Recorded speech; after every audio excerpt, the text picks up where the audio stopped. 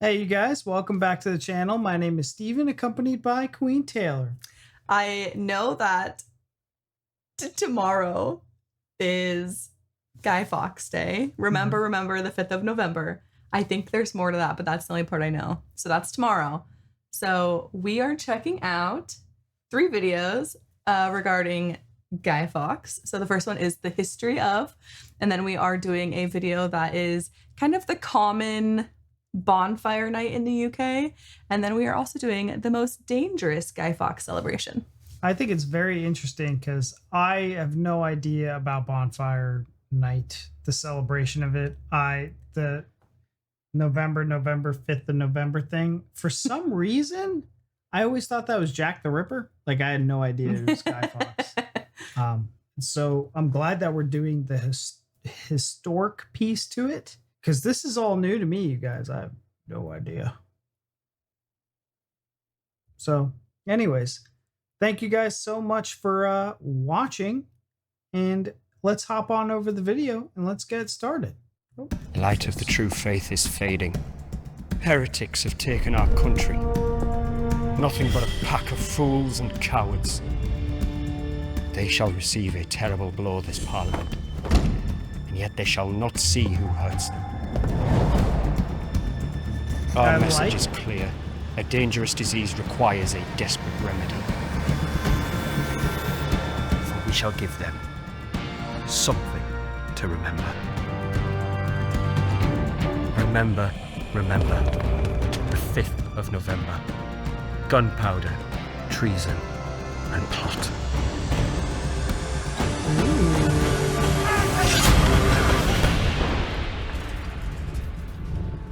Ooh. The gunpowder plot. Ooh. Such a great production, too. Yeah. Hello. 1605, the early hours of the 5th of November. Deep in the cellars beneath the Palace of Westminster, a man holds up a flickering lantern. Around him, 36 barrels of gunpowder. Guy Fawkes is set to blow up Parliament, and the King along with it. In a time of wicked religious persecution, do Fawkes' actions make him an anti-hero or a villain? The gunpowder plot is one of the most audacious plots of all time. But for the plotters, how did it end in such catastrophic failure? I was going to say, does it make him an anti-hero or a villain? Or does it make him a hero? I don't think most people would consider him a hero. He's doing, a just thing, right? The persecution of people from the crown. And they're like, you know what? We'll just blow this effing thing up. We'll just kill the king and everybody in the parliament. Yeah. I mean, they're the root of all the problems in the world. So if I remember right, I do know a little bit about the gunpowder plot because I saw a Guy Fawkes mask like 15 years ago and I was curious about it. So I did a little dive into it and I don't know everything, but if I remember right, I think it has something to do with religion. Religion's involved in some way. Mm-hmm. Like they wanted some religion to either be more predominant or not be. I can't remember, but I think it's involved somehow. I didn't know what year it was, but I did know they tried to blow up the king and the parliament. And I knew it was a group of them, but I didn't know why Guy Fawkes' name is like the only one that's known. So I didn't know if he was kind of the mastermind behind it or if he was the one that they found with the gunpowder, which seems to be the case. Yeah. He was the sucker that had to go down in the cellar. Yeah, it was. In 1603, the last Tudor monarch, Queen Elizabeth I, dies. She is succeeded on the throne by King James VI and I, the first Scottish king to rule in England. For years, Catholics in England have been persecuted and killed because of their faith, and the Catholic minority is seen as a threat to the Protestant state. But with a new king comes a new hope for tolerance and religious freedom. As the son of the Catholic Mary, Queen of Scots, it is assumed that James will seek leniency for English Catholics. But their hopes are quickly extinguished, and it remains illegal to practice Catholicism. Wow.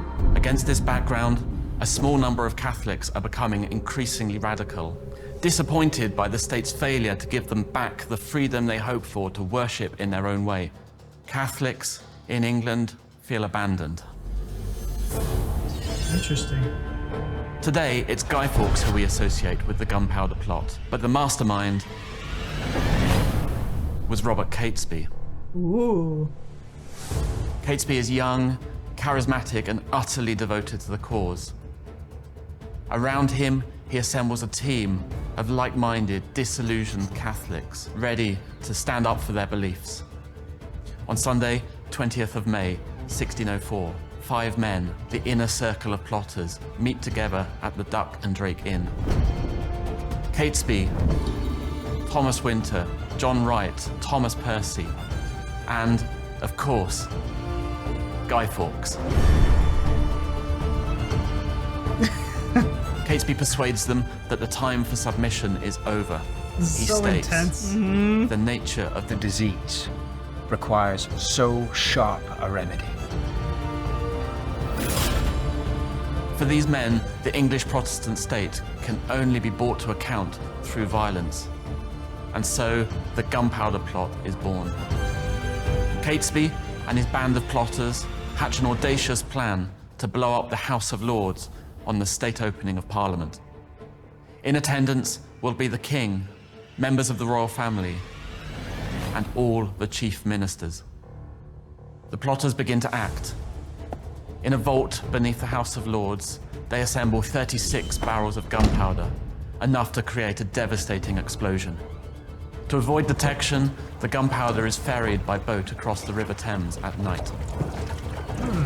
They thought about it. Fawkes is a former soldier and gunpowder expert, so he will be the one to light the fuse. So now I'm curious why it didn't go off. The rest of the plotters await news of the explosion, ready to put the second part of their plot into action. They busted him. They will rally an uprising of Catholics in the Midlands, kidnap the 9-year-old daughter of King James, Princess Elizabeth, and place her on the throne. She is to be the figurehead around which their vision of a new Catholic England will emerge. Well, at least they didn't try to kill the girl. Yeah. So is this the King James that changed the Bible and made the King James version of the Bible? I don't know why I thought of that. Might not be the same one. I have absolutely no idea. The King James version of the Christian Bible. That's curious. They will rally an uprising of Catholics in the Midlands, kidnap the 9-year-old daughter of King James, Princess Elizabeth, and place her on the throne. She is to be the figurehead around which their vision of a new Catholic England will emerge. Because she's impressionable and she's young. Ruling a divided kingdom of religious factions is no mean feat. King James relies heavily on his chief minister, Robert Cecil. Cecil is a spy master sitting at the head of a vast network of spies, ever alert, listening, watching for the rumblings of rebellion. Threats to the Protestant state are never far away. Because they did it in the end. Someone overheard them. The night of the 4th of November, 1605, the plan is set, the gunpowder is planted. The only thing left to do now is wait. One man stands in a cellar, about to light a fuse that will change the course of a nation.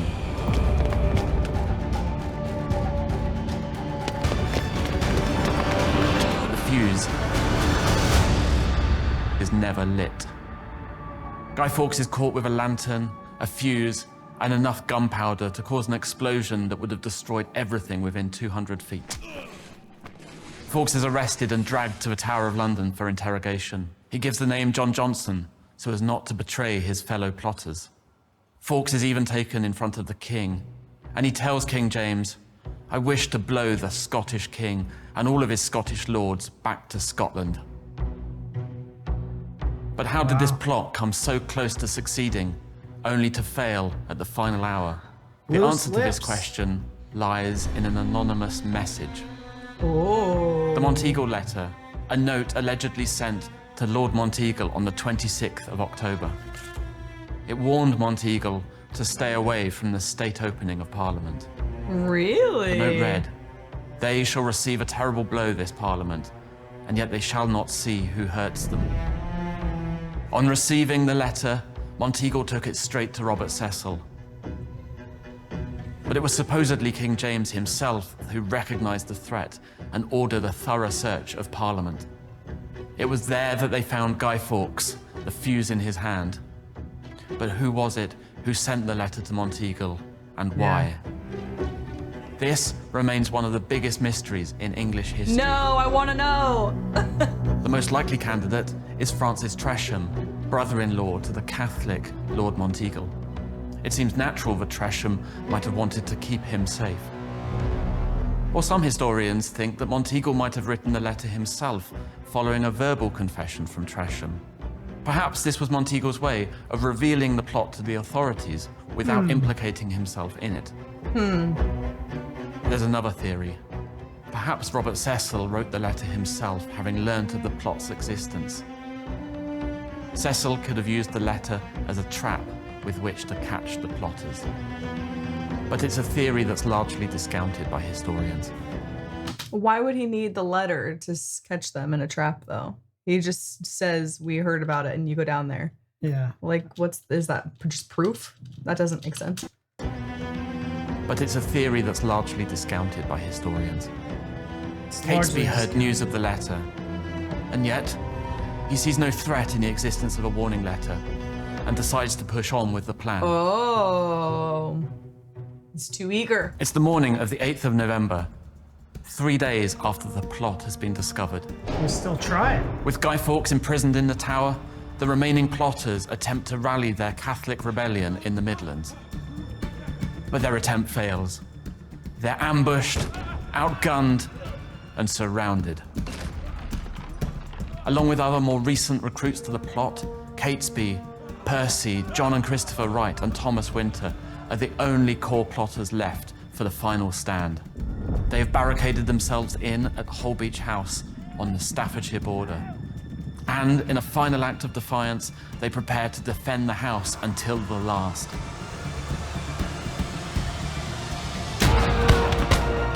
Percy and Catesby are hit by the same bullet. Whoa. Wow. Catesby crawls into the house where he dies, holding a crucifix and an image of the Virgin Mary. The brothers Wright also die in the siege, but Thomas Winter, the only remaining original plotter, is arrested and taken to the Tower of London.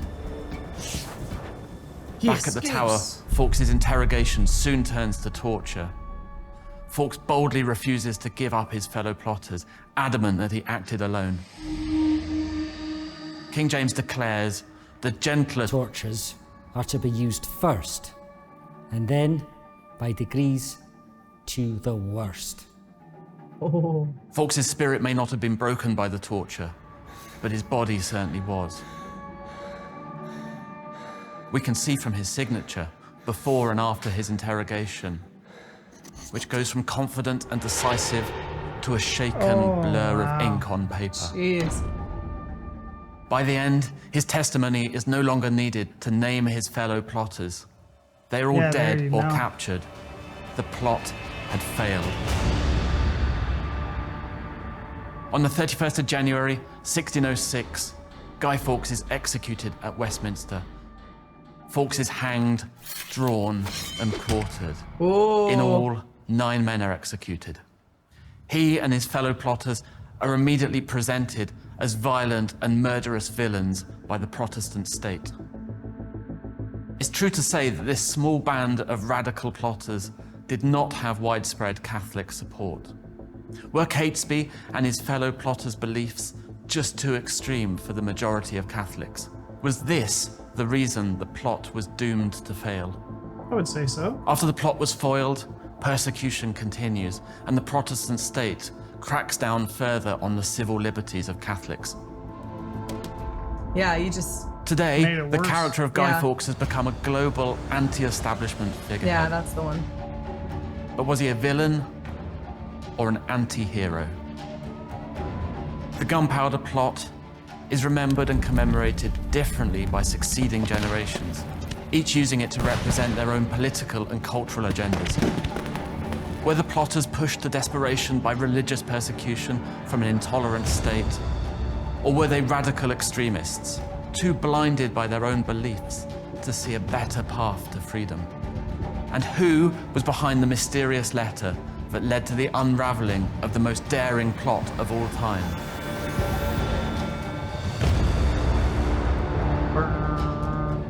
What do you think? Whoa. That was good, you guys. I want everything that I learned to be like that. Yeah. Because that was riveting. So before we hop on over to the other video that we have planned, which is more of a modern day Guy Fawkes bonfire. So we had an instance with the gunpowder plot, the conspirators, the whole. What I want to know is, how did it be? Because it could have been a blip in history. I mean, the English have such a vast history. They have thousands of years of history. So it's like, why is this one in particular still? Well, how did it become a holiday? Yeah. Is it to? I don't understand it. I don't understand why we're celebrating it today in 2025. Like, why is it a national? Why would Parliament and why would the government allow for this to become a tradition almost? I think it's more in their favor because it's showing like that it was a failed attempt. So they're celebrating the failure of them Against their tyranny. Yeah. So like from a government's perspective, they're like, oh, we used to be less tolerant on Catholics. Or we're more tolerant of Catholics today in today's society. But back then, this is how we were. I mean, yeah, there's a lot of history, and Guy Fawkes. every king does things differently, Yeah. I think it's probably a good reminder to them. I don't know. And I'm just shocked that like it's survived, hundreds of years and is now I mean, how bonfire. many like major attempts have there been on a king's life and like the whole House of Parliament? Maybe this is the only one. I really have no idea. Don't come at me if that's a really stupid statement. I don't know. I don't know. I felt like in those times people were, vying for kingship all the time. So you would Yeah, but I feel the like French or if I think it would be more personal than just going after the king than the whole the whole house. But I don't know. it is very I'm interesting. curious if what was the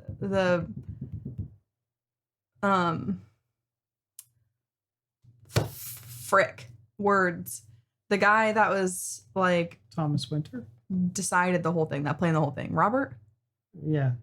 I Gatsby wonder or if because obviously if you're going to plan something like this, you're at least a bit of an extremist, right? You have an idea of things can go very wrong. You can get caught. You can get executed, you've got to at least, that's got to be in your mind that that's a possibility.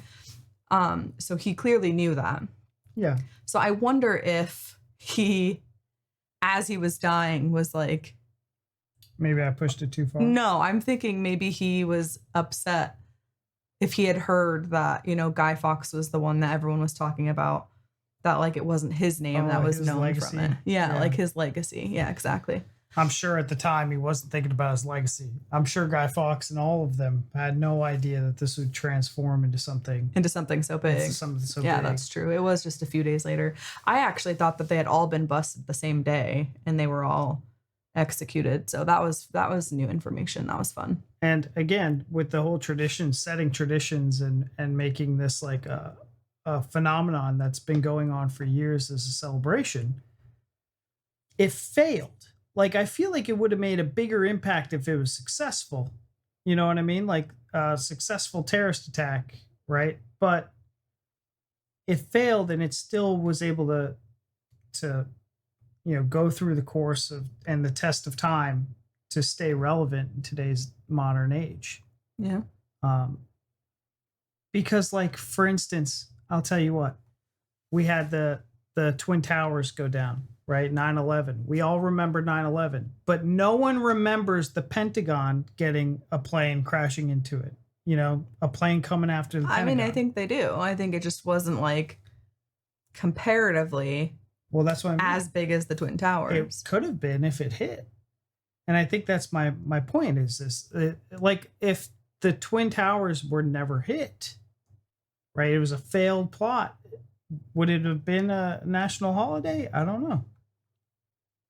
It is now because of the damage and destruction, but if it never happened, would we care about it, right? We have tragedies, we have things all across the nation all the time, and like you don't see holidays transformed from them. I don't know. But I digress, you guys. Let's take a look at what it looks like, what a modern day bonfire night, Guy Fawkes Day looks like in the UK, because I have no idea. Is it a picnic? Are you guys having festivals? Is it like Halloween? I don't know. Guys, let's hop on over to this video and get started. This is the UK bonfire night, Guy Fawkes Day. From Teacher Frank.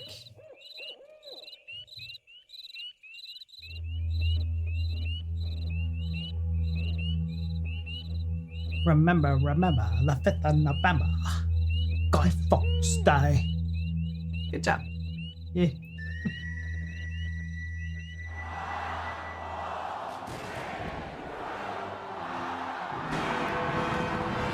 Wow. Oh, that's cool. All around the world, festive days like New Year's Eve are celebrated with fireworks. Listen to But Big here Ben in Britain, in there is Elizabeth one night Tower. that is very special. Cannot hear you. What? I said, listen to Big Ben in Elizabeth Tower. It's November the 5th, bonfire night, and I'm wrapped up warm for some autumn fun. Tonight's a night for lighting bonfires and setting off fireworks. Here in Winchester, preparations for celebrations are underway, and tonight it's all going to get very noisy. Oh, it's very noisy. So they put a bunch of Bonfire pallets night together. parties take place in towns and cities across Britain. The Winchester event is free and attracts over 20,000 people. Steve Lewis of the charity Round Table is the volunteer in charge. Steve, what's the plan for tonight's celebrations? Okay, tonight actually kicks off at 6 p.m. in the city centre by our guild hall. There's a torchlit procession where thousands and thousands of people follow a band through the city, and we all process down to the fields here. Wow. And then we'll follow that by the lighting of the bonfire about 7:15, and 7:45 the fireworks will all go off and the crowds will cheer. And the crowds will cheer. It And sounds then like 8 a o'clock hectic it's night. done. How many people does it take to organise this? On the night itself, we have 180 volunteers and many, many other people to help us out. So it's hundreds of people involved in an event of this size. And be honest, is this about history or is it just an excuse to have fun? Bonfire night is about history. It all comes from history of England and the Houses of Parliament. But Started it is that way. great fun too. Great fun for us to organise and put on, and great fun for everybody who turns up. Oh, look at that. They made a guy. So how did this all start? 400 years ago, a man called Guy Fawkes planned to kill King James by blowing up the Houses of Parliament. It Yeah, was we just called the learned that. gunpowder plot. It failed, and to mark the event, ragdoll guys are burned on the bonfire and fireworks are set off. Into the fire, guy. Oh, so that makes more sense. A ragdoll Guy Fawkes is thrown onto the fire, and then all the fireworks go off as a celebration to his death, so the king and queen stay alive. Yep. All right. I see how they rewrote history for that. That makes. Fireworks are set off. Fireworks are made using gunpowder.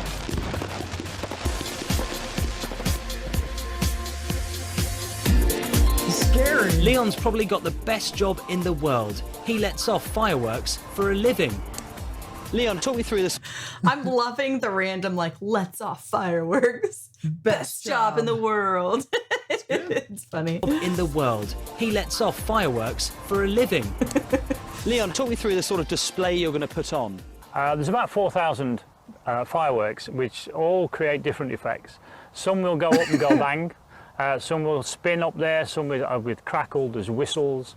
What do you think it is about fireworks that the British public just love? It's a great tradition that we have here.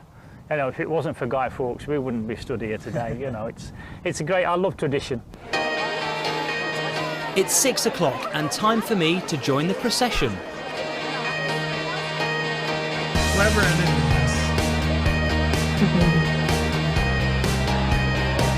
Look at those flames coming out, and they're going to get higher, I promise.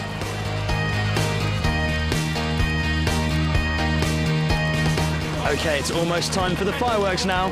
4, 3, 2, 1.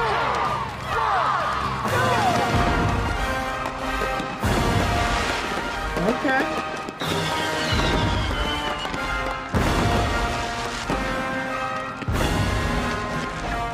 And the crowd goes wild.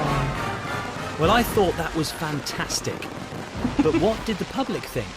Well, it was really nice to come up and meet up with my friends and watching the fireworks. They were beautiful. I thought they were really good. They were even better than last year. They were really good, and they're really colourful, and they look really cool. Okay. How do you That's top it? Bonfire Night over for another year, but there's always time for a final bit of sparkle. Oh, you cheeky bum bum. So I thought the bonfire part of it was like they had it kind of barricaded off. So people are just watching the fire. And I thought there was like multiple fires, say like, I don't know, in an empty field or whatever. And there's multiple kind of smaller fires where people are like actually up to it. Yeah, because I had read before that they chuck in like dolls and stuff, which I thought they were just little guys. And I thought like lots of people are up at the fire doing that kind of stuff. But seeing that they're kind of barricaded off and there's just a big fire in the center is different than I was expecting. Yeah, so maybe like 200 years ago they were doing it the way you're describing, and maybe a town caught on fire. I don't know. It's definitely that's definitely a more tamed, like more controlled, like festive way for a city to come out of that. Yeah. Right? Safely and for everybody's safety. Yeah, right? for sure. It makes sense because especially if there's hundreds of people there, you know, people might probably be drinking or had been prior to. People, it's, you know, it's going to be crowded. You don't want anybody getting bumped into a fire on accident because they're celebrating and having a good time. But that'd be horrible. You could have little barricades around the fires that are spread throughout. I don't know why I'm trying to make it more fun for you guys. I'm sure it's great. And so to talk about more fun, they were talking, one of the audience at the end said, you know, it was much better than last year. So I'm like, is every year a competition for those organizers to like make it better than last year? Because I feel like a concept like bonfire night is like, how do you make it better? Like, is that a constant competition where it's like, we need a bigger fire? Yeah, bigger fire, more fireworks. More fireworks. I feel like I could see that being a thing because when we celebrate Independence Day, you know, we've been places before where they have like the town that sets off fireworks on a set night, you know, and then I feel like they try to compete with the previous year to be like more. It's and then one year they're like, I'm not feeling this. I'm not really into it. We didn't raise as much money this year. Yeah. Everyone's skint. Skint? Skint. Yeah, skint. Stint? Skint. Anyways, now our last video is the Lewis bonfire, Britain's most dangerous Guy Fawkes celebration. You guys, so we went from like a normal, tame, like family friendly, fun time to the most dangerous Guy Fawkes. So with Boris Johnson. This was a video we weren't sure if we were going to add to it, but I was like, you know what? Let's do it. We all like a little danger. We all like a little danger. Oh. This is more my speed. They're burning crosses. I'm a burning effigy of everything I used to be. You're my rock of empathy, my dear. Those iconic words sung in 1997 by Robbie Williams. But the effigies tonight are of a different variety. I'm here in Lewis for Bonfire Night. Lewis. A market town in East Sussex is usually pretty quiet. But when the sun goes down on November the 5th, the shop windows are boarded up and the streets fill with costumed revellers. Oh. And then they start setting fire to stuff. Just right there in the street. But who are these people? And why are they setting everything on fire? The whole of Sussex is the heart of bonfire, but Lewes is the heart of the heart for bonfire. There's 7 societies. They're all affiliated with different pubs. The different societies all have different colours. That identifies them. And each group have different things, like Cliff have got Vikings and French revolutionaries. And we're the only group who still burn the Pope. Cliff Bonfire Society have been burning an effigy of Pope Paul V in Lewes since the 19th century. Paul V was Pope at the time of the Catholic-led gunpowder plot to assassinate the Protestant King James I. And although he didn't really have anything to do with it, he still gets set on fire every single year. But that's enough history for now. There's burning to be done. So it's early at the moment. What can we expect later? So we've got the barrel run to start off with. That's going to be kicking off at about 5:30, which is just some of the ladies, some of the gents having a race from here down to Cliff Bridge. Yeah. With tar barrels, with a bit of smoke and a bit of fire. Fun. No big deal, you guys.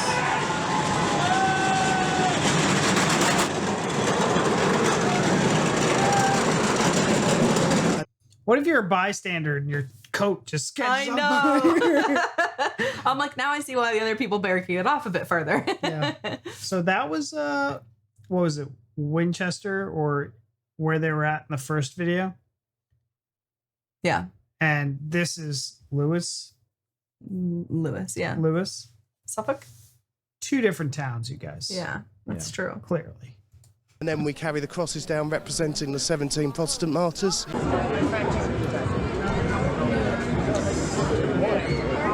The most significant part of the evening for me will always be the tributes up at the War Memorial. We all pay our respects to the fallen. Oh, that's nice.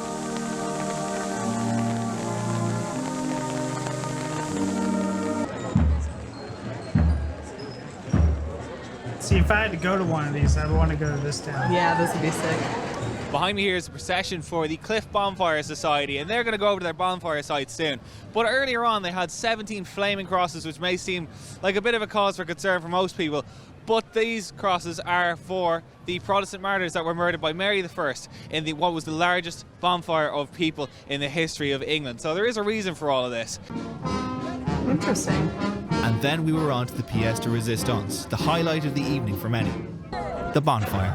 Wow. Yeah, no kidding. That is So we're grand. at the site of the Cliff Bonfire, and I'm here with Andy, who's been coming to bonfires here in Lewes for 30 years. What can we expect from a typical bonfire?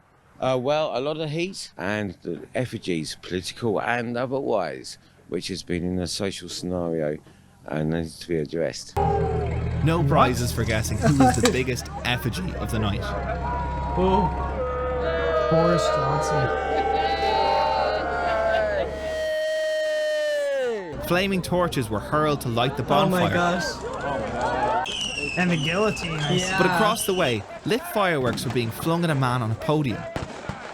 This isn't another anti-papal demonstration, is it? So are you a pope or are you an archbishop? No, I'm most definitely not a pope. I'm an archbishop. I'm a bit of a firework nut, as you can tell. I like to be in there. I'm a gardener. I leave a very flat life, right? Yeah. Tonight is my adrenaline. I saw you up there on the platform. Yeah. Batting away fireworks. It was absolutely amazing. So I get up there and I it's important that I remind people why we're here and what we're doing. Yeah. And they just want to get on with the fireworks. Say, what's this blooming bloke doing up there on that scaffolding? Yeah.